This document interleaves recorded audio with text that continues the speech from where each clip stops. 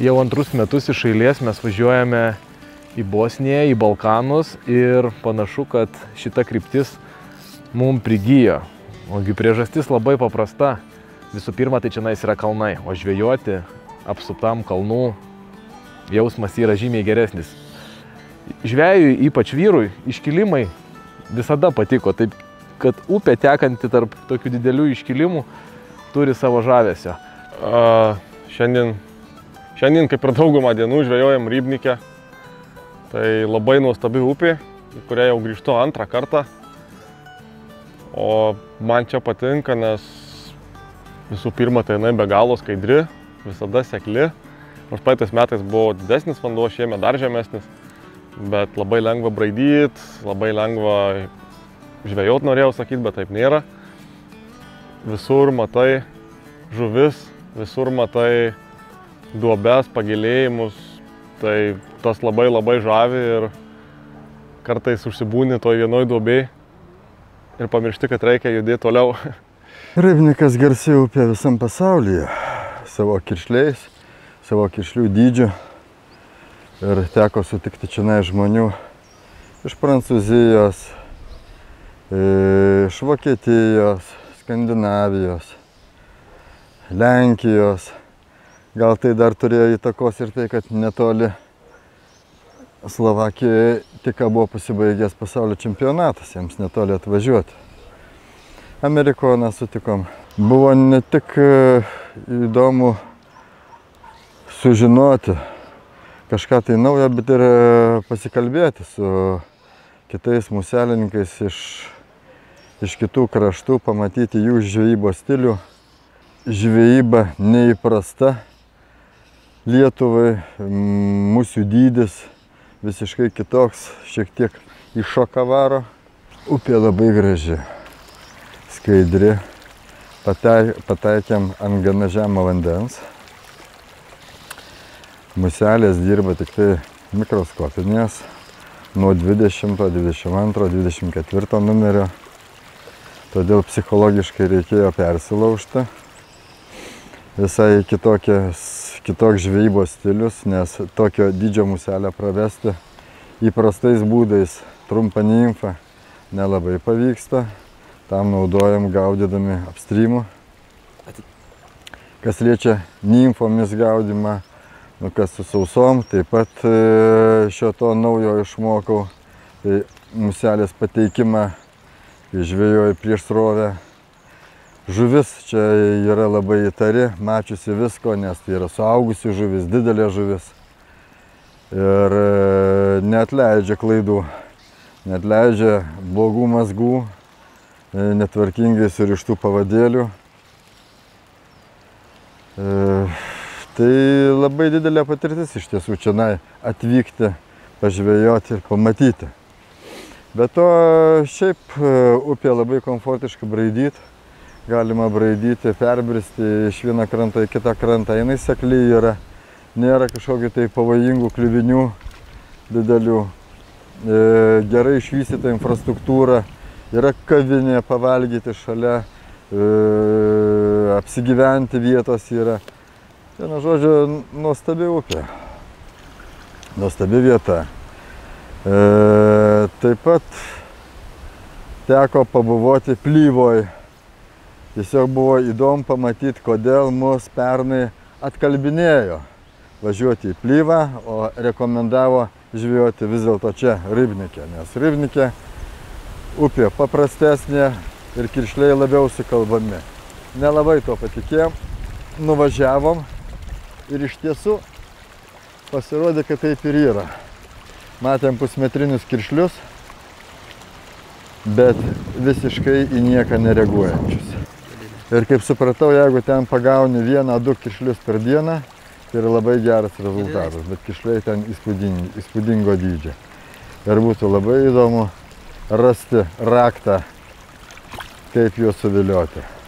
Upėje be galo neapsakomai daug žuvies, tai yra kiršlių ir aišku nemažai yra upėtakių, bet pagrinde dominuoja kiršliai ir tas labiausiai ir užbūrė, kad atsistoji prie vienoj vietoj. Tai jas visas praktiškai matai ir gali suskaičiuoti, bet jos kipt ypatingai nenori. Jos čia matė daug masalų, kadangi daug žvejų. Tai tenka labai stipriai padirbėti, pakeitinėti muses. Tiek nimfas, tiek sausiakus ir būna keiti, 5, 6, 7 nekimba ir pys ten 8 užkimba. Kas dar labai smagu, tai labai ilgi ir ploni pavadėliai, dėl ko teko perlipti ir per save, teko daug išmokti. Tai yra būtent kaip žvejoti tais ilgais pavadėliais, kaip jį susiriš, pradėkime nuo to kokios ilgio, nes jis dabar pas mane yra beveik 2 meškerės ilgių. Ir jo kontrolė, žvejyba su juo, tai yra visiškai kita museliniais lyga, nes prieš srovę žvejoti jau tampa sudėtinga, reikia mokėti specialius metimus, kadangi aš nemoku, tai žvejoju pagrindę pasroviui, kaip ir visi čia žvejojantys. Tai stengiasi kuo tyliau ir kuo toliau nuo šniūro pasidėti sausą muselę ir tai darai vieną kartą po kito, tai 50, gal 100 kartų, kol užkips krišlys.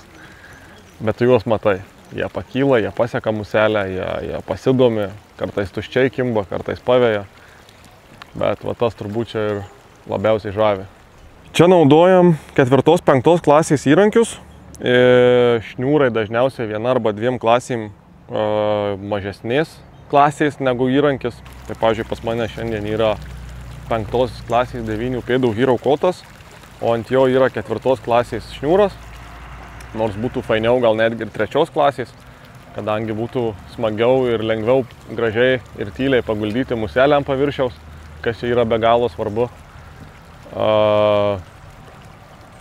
Šniūrai, aišku, weight forward, pavadėliai, tipetai. Pavadėlis pas mane susideda iš 3 dalių, tai 20, 15, 10 ir nuo 10-ko 007 tipetas. Ir bendras pavadėlio ilgis praktiškai apie 6,5 metrų. Bet dar norėtųsi vietom ir ilgesnio, nes kai tik pavyksta gražiai užmesti ir ištiesti viską iš karto, tada sulauki kibimo, bet su ilgesniu daug reikalų mėtyti. Infrastruktūra čia be galo patogi, gyveni specialiai žvejam įrengtuose nameliuose ant upės kranto, tai būtent ant Rybniko upės. Pusryčiams yra bariukas, kur gali pavalgyti už kelis eurus. Įlipi į upę, eini prie srovę, gaudai, per pietus, kaip paskaičiuota, per pietus ateini į kitą bariuką, kur gali pavalgyti pietus už 4-5 eurus. Ir jeigu eisi tolin, netikėta, bet rasi dar vieną bariuką, kur vėl gali pigiai pavalgyti.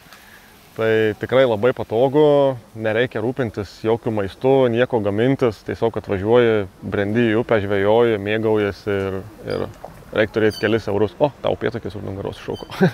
Visai įdomu pakliūti į šiek tiek kitokią aplinką, nes dažniausiai mes važiuojame į tokias labiau į gal pažengusias ES šalis, o čionais yra ne ES ir viskas atrodo kaip nusikėlus šiek tiek į praeitį su laiko mašina. Yra ir labai naujų, modernių namų ir labai gerai gyvenančių žmonių, bet daug senos technikos, tokių senoviškų automobilių, labai senų namų, toks truputį, kaip sakau, jausmas, kad įlipai į laiko mašiną. Upės skaidrios, kalnų vanduo, šaltas vanduo. Upėse gyvena kiršliai, upėtakiai, hūčinai, apie kuriuos kažkada kitą kartą. Labai daug didelių upėtakių ir tie upėtakiai mūsų akiai tokie atrodo neįprasti, nes tokie 60-70 cm upėtakiai, kurių yra tekę matyti upėje, tiesiog žvejojant pamatai, pabaidai, tai atrodo labai įspūdingai. Kiršliai 50-60 cm ir jų čionais tikrai nemažai, bet pagauti jos yra be galo sunku. Braidžiodamas tą žuvį matai, bulkuojant ją matai, o žvejojant ją matai retai. Ir pirmą kartą, kai mes atvažiavome ir pradėjome žvejoti, mums įprasta taktika, tai tą žuvį pagauti buvo ypatingai sunku, kol nepramokom žvejybos super mažom muselėm, super mažom nimfutėm, labai ilgais ir labai plonais pavadėliais. Taigi tokios kelionės turi labai didžiulį privalumą, kad išmoksti kažko naujo ir supranti, kiek iš tikrųjų mažai dar moki, nes kai papuoli į visiškai kitokias sąlygas, žiūri, kad tavo įgūdžiai, kuriuos tu turi, jie yra visiškai netinkami. Ir reikia adaptuotis, reikia mokintis, reikia žiūrėti, ką daro kiti žvejai, tam, kad pasiekti rezultatą. Rybnikas turbūt populiariausia kryptis ir čionais be galo daug turistų. Upė nedidelė, tokia, sakyčiau, 6 upės dydžio ir joje nuolatos daug žvejų. Jeigu ateini į populiaresnės vietas, čionais prie baro, prie namukų, kuriuose gyvename, tai visą laiką pasroviui, prieš srovę matai kelis žvejus.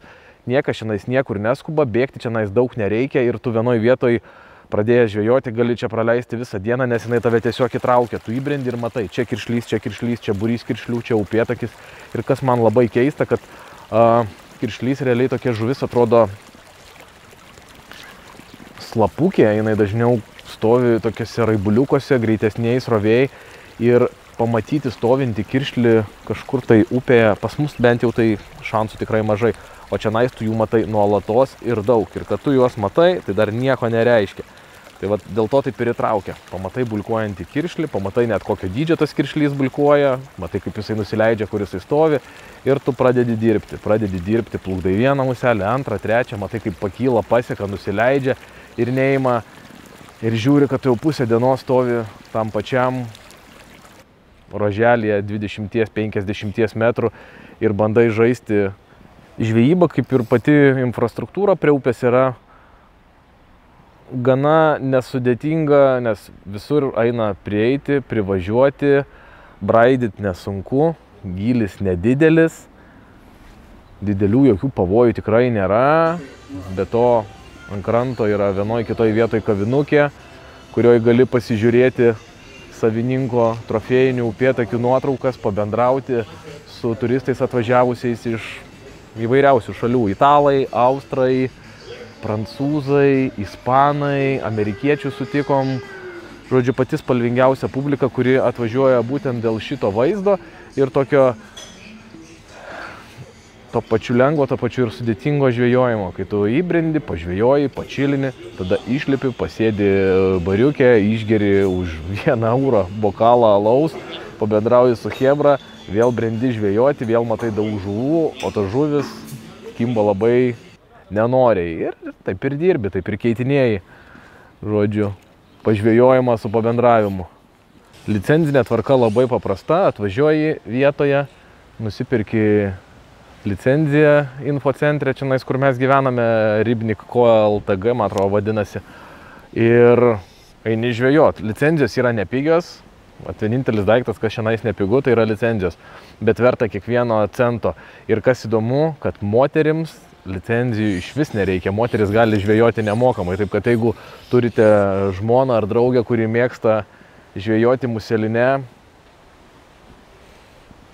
prasisuksit visai gerai. Kas liečia įrangą, tai viskas paprasta, bet tuo pačiu ir subtilu, nes meškerės užtenka 4-5 klasės 9 pėdų, ilgesnių net nerekomenduočiau. Šniūrą labai delikatų, galima netgi dėti 1-2 klasėm mažesnio svorio, kad būtų kuo švelnesnis, kuo delikatesnis metimas, kad kuo tyliau tas šniūras kristų ant vandens. Ir svarbu turėti ilgų pavadėlių arba juos pasidaryti, labai ilgi ir labai ploni pavadėliai. Tai kaip mes daromės pavadėlius, tai tiesiog dedi 9 pėdų standartinį konusinį pavadėlį, kuris baigtųsi maždaug 0,2-0,25 pats plongalis ir prie jo dar iš 3 dalis po metrą. Tarkim 0,18, 0,14 ir pats paskutinis jau metras kokia 0,08. Ir pavadėlis gaunasi apie 6 metrų, visas konusinis, išsitęsia jisai labai gerai ir tai svarbu, valdant tas mažytės sausas museles ir mažytės nimfas, kurios čianais naudojamos nuo 20 iki 24 numerio, 18 numerio musė jau yra didelė.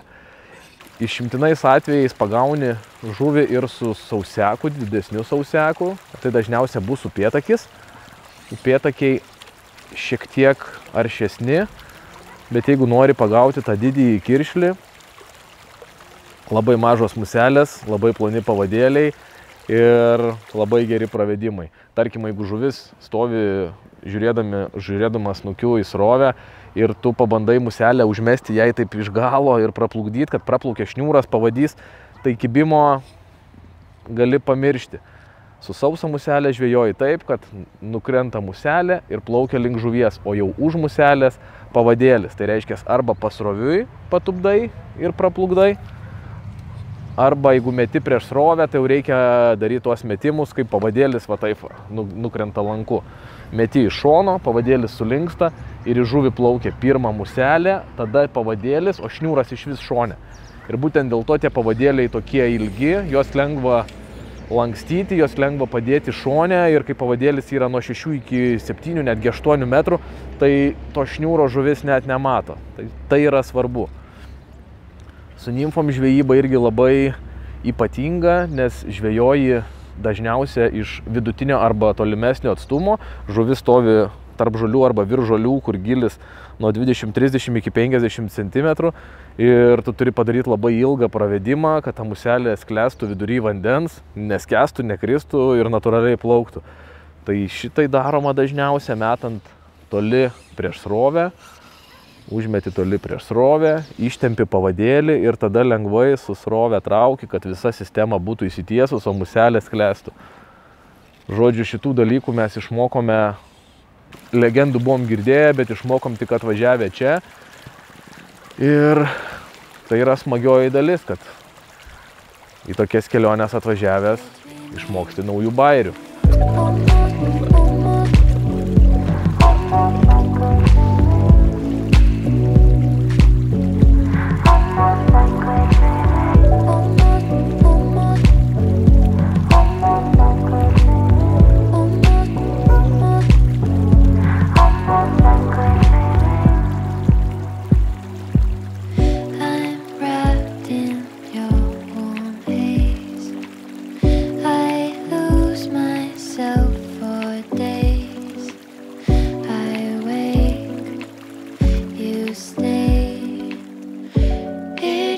To breathe, I know you're feeling me now.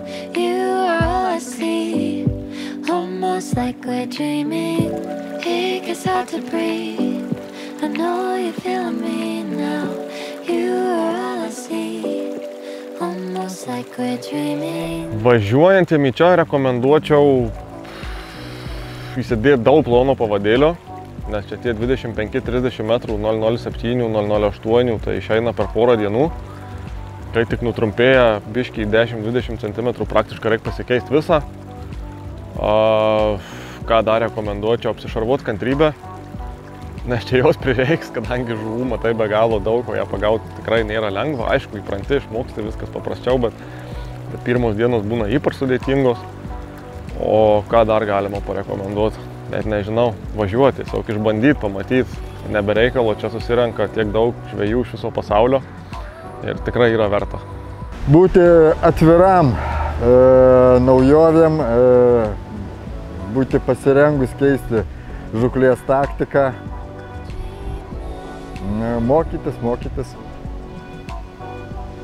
Kaip ir Martynas, visų pirma, tai parekomenduočiau būtinai važiuoti, nes gali pamatyti nuostabių vaizdų, pagauti labai didelių žuvų, gerai praleisti laiką ir išmokti daug naujovių.